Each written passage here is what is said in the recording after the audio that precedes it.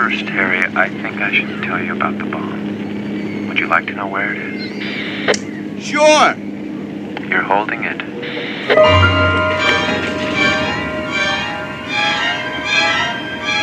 You bastard. Now, Harry, it was activated when you turned it on, so be very careful. I wouldn't want to lose you. And don't throw it, Harry. It will explode on impact.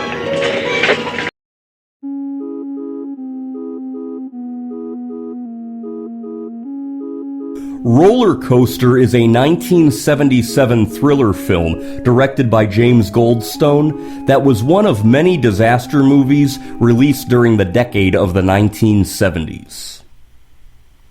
At a Southern California amusement park, an unnamed man, played by Timothy Bottoms, places a radio-controlled device on the tracks of a wooden roller coaster called the Rocket. The device detonates, causing the ride to derail, killing several people.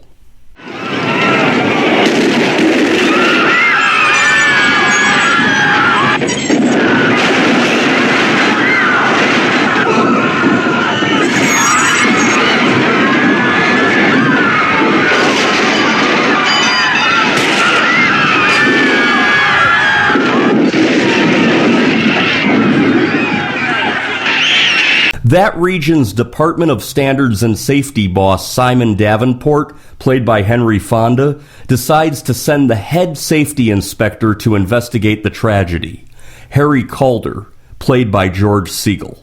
When was the last time a field inspector from the Southridge office checked out the rides? 2 months ago? Are you sure? I did it myself. That's unfortunate. Did you inspect the roller coaster? Of course I inspected the roller coaster. What happened? It just collapsed. Jesus. People are dead. I want you to go out there and represent the department. Find out if there was negligence involved. Having inspected that coaster himself just 2 months before, Calder suspects foul play and alerts his suspicions to the chief of police, Kiefer, played by Harry Guardino. Your department inspect this place? Every 3 months. So, what the hell happened? Good question. Divorced with a young daughter, Tracy, played by Helen Hunt, and a girlfriend, Fran, played by Susan Strasberg, Calder, in the midst of nicotine withdrawal from quitting smoking, hears about a fire at an amusement park in Pittsburgh, Pennsylvania.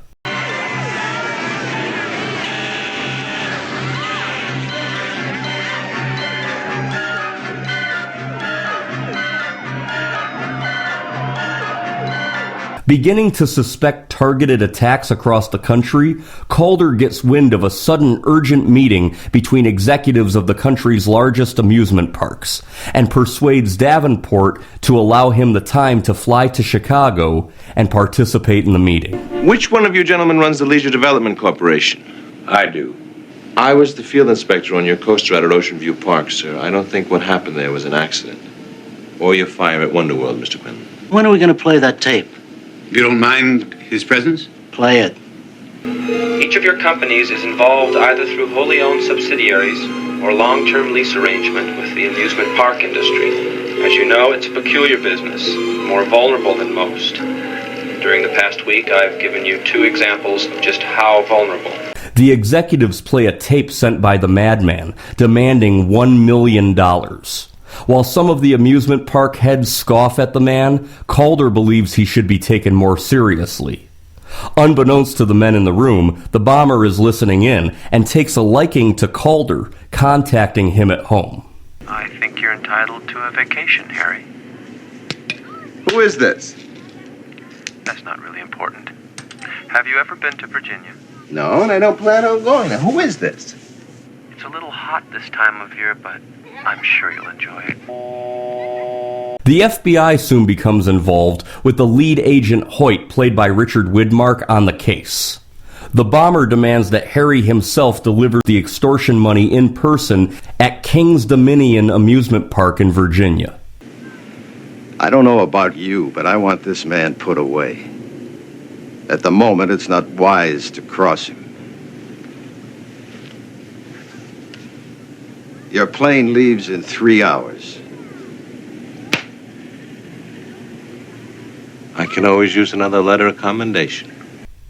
As the cat and mouse game heats up, the FBI, the police, and Calder do all they can to stop the Mad Bomber before he can strike again.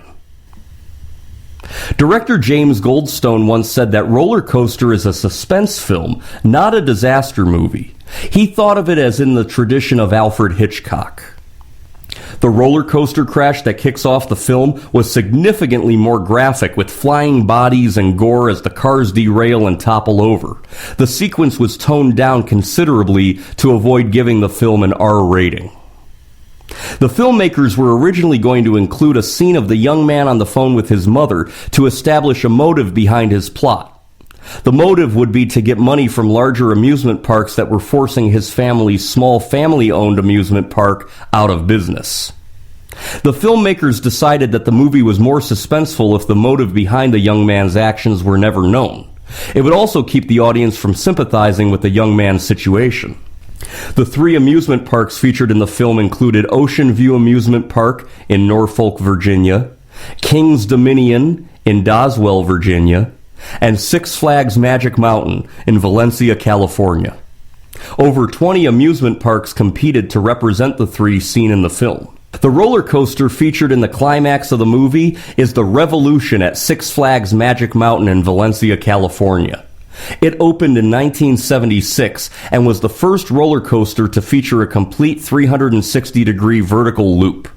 The same roller coaster was used in the 1983 hit film National Lampoon's Vacation. A plaque commemorating where the ending scene was filmed still stands at Six Flags Magic Mountain in Valencia, California. The movie was filmed between September and December of 1976. George Segal was represented by legendary super agent Sue Mengers. She was able to get Universal to pay George Segal $750,000, his largest paycheck for a movie. Actor Timothy Bottoms, who plays the unnamed Mad Bomber, looks astoundingly similar to a younger President George W. Bush. Timothy Bottoms would wind up finding success in the 2000s portraying President Bush in both comedy films as well as serious dramas. Actress Tara Buckman has her feature film debut in this movie playing a ride attendant, and Helen Hunt has her film debut as the daughter of George Segal's character. Daddy, Confucius say with faith, man can move mountains. I thought Jesus said that. Well, maybe he did, but according to that fortune cookie... Which is yours, by the way. Confucius said it, too. Don't believe everything you read. Daddy's pissed off. Where did she learn language like that? Actor Steve Guttenberg also has his feature film debut in this movie with one brief line of dialogue. But we lost you. Oh, I'm sorry, Mr. Demers. The valves were locked. Had to get the key. All right, that's all. Most of the actors playing police officers in the film were real police officers from the surrounding locations.